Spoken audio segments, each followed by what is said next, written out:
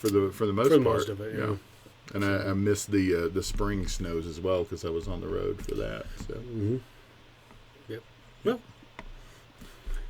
as long as you're liking it. I do. Mm-hmm. All right, we'll get started here. Hey, everybody. Welcome to another week edition. Ooh. Not week edition, but another week's edition. Yeah. Of Minerals Live. Weekly edition. Thank you for the clarification. Semi-weekly. You can tell this guy is the broadcast professional, and I am a rookie. You know, I'm doing this for 12 years, but doesn't count. JTV master here. They put me on camera for my sins. Yeah. So, welcome to another Minerals Live. Yep. We're going to talk a little bit about, what's going to be coming up here for Tucson, kind of review the year a little bit, some of the interesting things we've had in this year, and maybe some interesting things to come for next year at Tucson. Yeah, I queued up a bunch of pictures of our Tucson stuff, and I thought we'd give an update. I got Alan was kind enough to give me, if I can get it here. Oh, it's all stuck to some sticky tack. What are we doing with mineral tack around here? That's just a very, very tacky thing to do. It is. I'm sorry about the stapler falling over, folks, in the audio. But the available dates that will be open at the Tucson show. So we'll queue you up to that. So it's never too early to start planning ahead, getting your reservations for planes, hotels, and cars. So. Yeah. So, speaking of the Tucson show, there was one just a couple of weeks ago, 2-3 weeks ago. How did that go? It went very well. It was a great event. We just wish more people could have come. It was modestly attended, but the speakers, all the rooms, the speakers were full, and it was good. I didn't get a chance, and I'm not sure if I'm imagining those may wind up posted online somewhere. I tuned in for one. I tuned in for, I think it was Evan Jones gave a talk on Wolfenites. That's correct. That was really, really good because that's Wolfenites. Just there's so many localities and subtleties to all the different mines. It was absolutely magnificent presentation. Whenever you can view the presentations or show up to attend the presentations at the Tucson Fine Mineral Gallery, they are going to get some world-class speakers there. Always worth your time to sit through those. And if you miss them, look online and see if you can catch them because a lot of the time they're going to stream those as well. Absolutely. Brian Swoboda with Blue Cat Productions is there to kind of tape everything and document it and get it out to everybody that can attend the show. So we highly recommend it. I even did a segment. Oh, I missed your segment. What did you do? I just gave everybody a tour through our room. Oh, the tour. Okay. Yeah. Mm-hmm. I thought you give a lecture. Oh, no. I especially on Sunday, I was the only one in the room. Can't get out and do that. Fair enough. And when that would be tricky. When Brian's the one there helping you can't count on him being in the room either. So I'm not the best public speaker in the world either. So I managed to get through Minerals Live, and that's about all I can do. Yeah, a lot of good things going on at the gallery. So that's now. So Eric Fritz, go ahead. I guess it's going to be primarily then the Tucson show, and then November. Are they planning anything for midsummer? Oh, in May. In May, yeah, okay, there'll be an open house in May. We'll see, but the one in November really should pick up and do well. Okay. I just personally, I just think May's a little too soon after the main Tucson show and all the other shows around. Even the one in November was a little conflicted with the Southern California show, so we'll see how it all shakes out. Fair. But well, like Christopher was saying, all the speakers and especially the Saturday night barbecue dinner. Oh, they had Brother John's doing it. Brother John's again. So good. It was amazing, and it was all you could eat. It was just ridiculous. I'd go down just for that. You could roll out of there. Oh yeah. And just for clarification, I think Evan's talk was specifically on Arizona localities, not just Wolfenite. That's right, Yeah, so, and that was the thing is just and looking at the talk, you're right, and it had been a while, since I watched it a few weeks ago. The amount of variety and how many different Wolfenite localities are just in Arizona alone was like worldwide for some other varieties. It was amazing how many different subtleties there were to the Wolfenites. Absolutely, and it's certainly one of the states. California, Colorado, Arizona are amongst the best if you want to specialize in one state of collecting. Although you have mighty competition in each of those states if you want to start a That's for specific locality collection of that state. That is for sure. Yeah, there's a lot of amazing Arizona collections in Arizona. Mm-hmm. One of the benefits of our travels when we go out and about, we get to see people's collections. And, and certainly I've had the joy and luck of seeing half a dozen great Arizona collections. Very cool. I got to see a few of those. When you were with me last year? Yep. That was good. Yeah, one of your maiden tours. You went out with Steve once, and then you went out with me west last November. I'll never forget that trip. What a whirlwind. Yeah, and this year just threw me out there in the deep end. Yeah. It was a fun trip, though. Good, good. And you'll get used to it. And a couple of years of it, you'll learn your patterns and the ebb and flow of it, where you like to be and when. So yeah. And speaking of open houses, it's something that we do try to do on the road as well. For instance, usually at least a couple of times a year, I'll try to do an open house in the Houston area, and additionally in New York. Very good. And my open house up at the Rice Museum went very well. And they actually invited me back to do it as an annual event. So very cool. First weekend in November next year, put it in your calendars. If you live in the Northwest, I'll be at the Rice Museum of Mineral. It's a long name. At the Rice Museum. And it's great out in Hillsboro, just west of Portland. If you've never been there, you got to go. I haven't been. I need to get up there and visit. Yep. Great little museum. May as well get back to the subject at hand. Yeah. We'll start with Mineral City. They'll be open there. Looks like the official date is the 27th for the 1801 Oracle, which is the Sun Gemstone building you see in the picture here. It officially opens on the 25th. And that view would be as you're coming from, I guess, the downtown. South. Right. So you're coming from the south, you'll see Sun Gemstone. On your left, we'll have the sign there. Sun Gemstone's considered part of Mineral City. Well, it's actually, they call it the Mineral Village. Okay. Because there's a little naming dispute going on with all the Got it. individual property owners there, but it's like right next door. And Definitely it's all part of the, it's all part of the greater scene. As a matter of fact, why don't we just throw that up there here? we go, yeah. You can see in the lower right SG there with the two red stars. That's Sun Gemstone, and the two stars designate our locations. The one on the left is our Keystone room, and the one on the right is our wholesale room. We'll get there you go. You can kind of see it there. The one straight ahead, that's our Keystone room there, and on the right is our wholesale outlet, and those two rooms bust. Yeah. I mean, they are, especially the first week or so of the show, there's no oxygen in the room. Yeah. Bring your bottle. Yeah. And that's set up. It's usually a little more open. Yeah, well, that's during setup there. They're getting organized. I'm sorry I don't have a neater picture, but that's just how many minerals it takes to keep those rooms going. Oh man, that's a semi-load. Yeah, it's a semi-load that goes down there to stock those two rooms.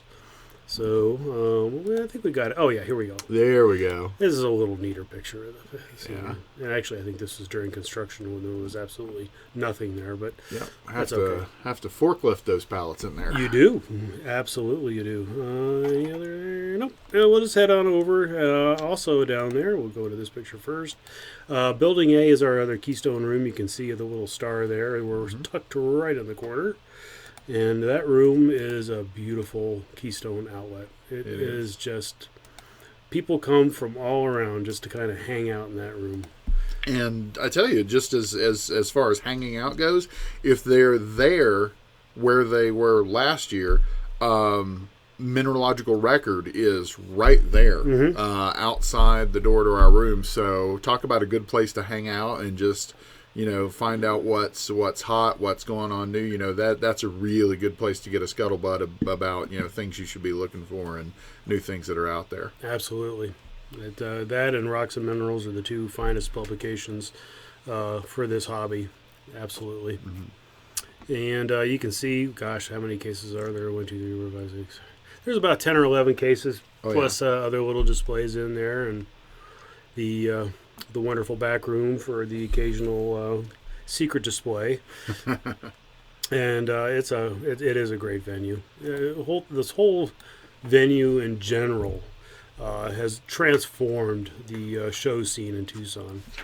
And is that all the buildings? There's not is I thought there was one more maybe even going up now. Well, Sandra's across the street in her tent. Yeah, and I went over there last year. It wasn't super full, but I think they're going to get that booked this year. That'll be full this year. And it was really good. You know, it was nice and open, really easy access. Right. And Graham is talking about, you can see this kind of corner area between all four of the buildings, A, B, C, and D. He's talking about blocking that area off. Okay. Setting up a stage and having like bands come in. Nice. So it very good. It'll be interesting to see how Mineral City develops. You know, and what he does, he's going to try to have different food trucks, not just the same truck the entire run of the show. You know, to kind of mix up the menu a little bit during the run. And this is really going to become the scene. And one of the things I do want to say, you're looking at this graphic right here. This is very deceptive because you'll see some of these, like the A building looks like there's 4 parts there. There's 4 vendors there. The B building looks like it's blocked off into like 5 pieces there. No. Hundreds of vendors between these buildings. I would really recommend, if you're coming to the Tucson show for a significant amount of time, you block off bare minimum 2 days. Oh, yeah. Just look through Mineral City, and you can occupy yourself all week there if you really want to. But yeah, you're going to take at least 1 day just to get to every room, and then another day to really focus in on what it is that you want to see. Great venue to stop by, and you're going to see a lot of your friends there and meet a lot of great people. Absolutely. At that place too. Absolutely. And, not to... promote our competition, but the La Fuente is across the street. Schlansker is across the road there next to the Elks Lodge. And like I said, Sandra's 10 is across the way. And Rock Courier collection is still setting up over there? I wouldn't be surprised. That big of a collection, you can't get it all sold. And there's a couple other buildings just as, you look to the bottom of the screen. Some dealer in Texas built a building down there. So this area is huge and is really going to become the epicenter of the show. For sure. Yep. Westward Look, actually, we found out why we were down there.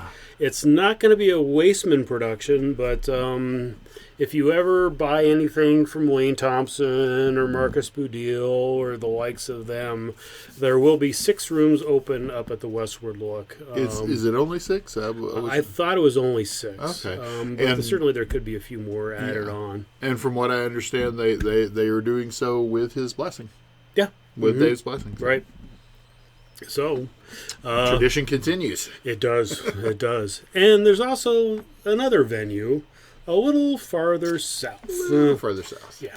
Corner of St. Mary's and Granada, there's this place called the Tucson Fine Mineral Gallery, where the finest dealers in the business set up. You can see the names listed there. Most notably the Collector's Edge Minerals, of course. You want to come visit us there. This has really become, I think, the finest mineral venue at the Tucson show. And a few new vendors in there this year as well. Scott Rudolph Collection. Yep, Scott Rudolph, Stu Walensky, and there's a new gem dealer, Moonsteiner or something like that. Do you know? No. Yeah, he's a gem dealer, a jewelry dealer. Is going to be in there as well. 3 new dealers. The fabulous facility. Patrick Dreyer said that he'll be debuting his annual masterpiece. So every year he's going to work on one really special piece for the gallery, the frog. Yeah, the chrysoprase or whatever. Chrysoprase frog with, I believe, 18 karat gold. It was amazing. It was absolutely magnificent. Great display at the Houston Museum of Natural History as well.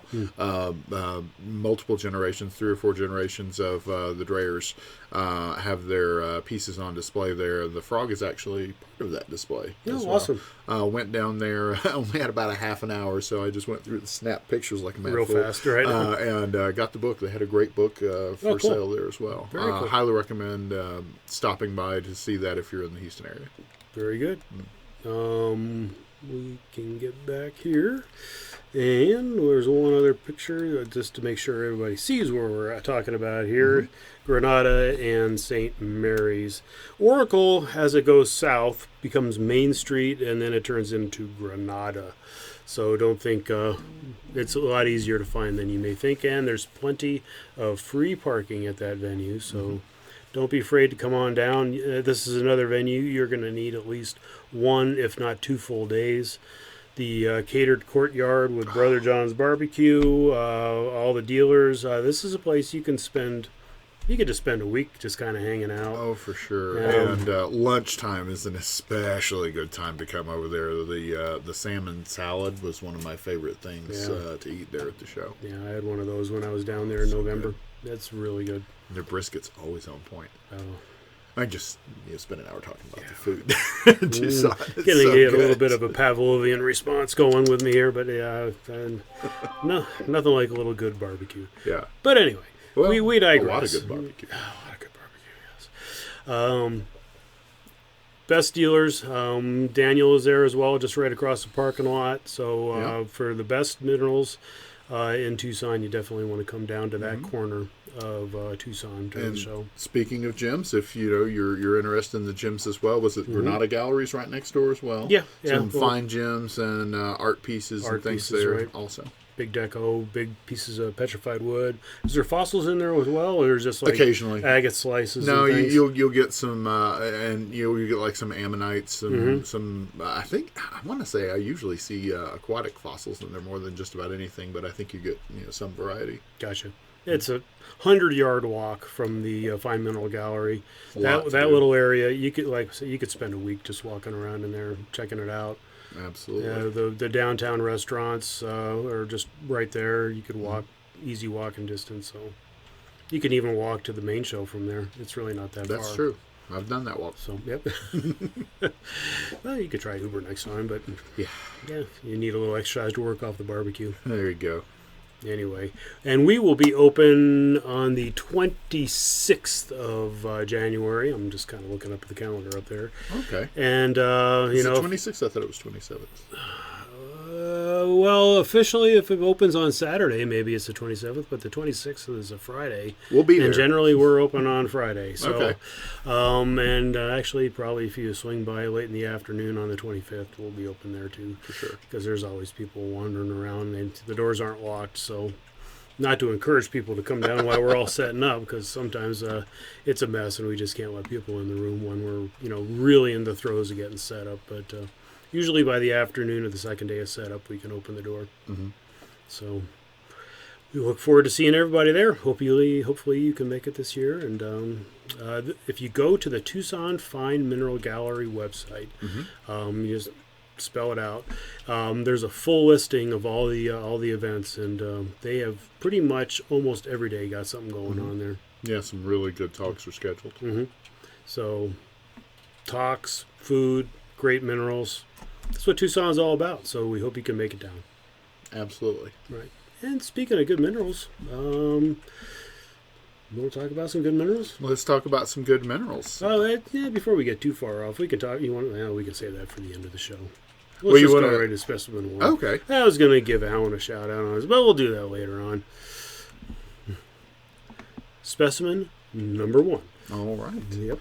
So this is the fluorite from Asturias, Spain, Verbes. 11 by 6 by 6 centimeters. The main crystal there is 1.7 centimeters across. A little bit of zoning in there. Yeah, you can see the zoning in there pretty absolutely. well. Love when you get these pieces on white matrix like this. I just love contrast. I really, really like contrast in mineral specimens. Right. Deep saturation, nice contrast, good, cabinet-sized piece there.